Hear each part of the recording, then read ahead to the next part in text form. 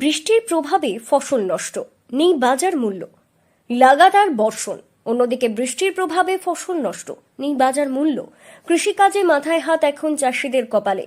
ফলে কৃষি জমিতে চরম ক্ষতির মুখে পড়েছেন চাষিরা। পটল, বেগুন, মূলোর মতো চাষে দেখা দিয়েছে প্রাদুর্ভাব। এমনকি হলদে হয়ে যাচ্ছে কৃষি জমির ফসল। বাজারে পর্যাপ্ত দাম পাওয়া এখন দুষ্কর। জমি মাটি ভিজে থাকার ফলে সবজি চাষ নষ্ট হচ্ছে। আর্থিক ক্ষতির মুখে এখন চাষিরা।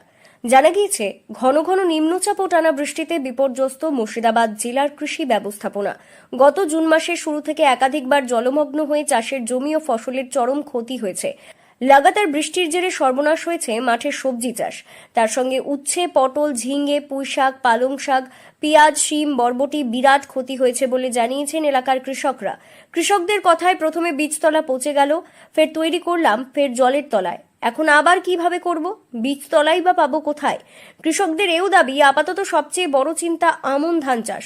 বছরের প্রধান ধান চাষের মরশুমেই পরপর বীজতলা নষ্ট হলে তার প্রভাব পড়বে শীতের রবি ফসলের ওপরেও। ধরেন সব রকমই চাষ হয়, পটল, বেগুন, মূলো, ঢেঁড়স, পাট, ধান সব রকমই হয়। তবে অল্প অল্প হচ্ছে, এর জন্য নতুন করে কিছু আপনার যে সবজি লাগানোর সেইটা হচ্ছে না। তার কারণ হচ্ছে মাটি ঠিকঠাক হচ্ছে না, সেই কারণ থেকে লাগানো হচ্ছে না। জল জমে যাচ্ছে অল্প অল্প, মানে জোটা হচ্ছে না আর কি। জো না হলে তো কোনো ফসল লাগানো হবে না, এটাই।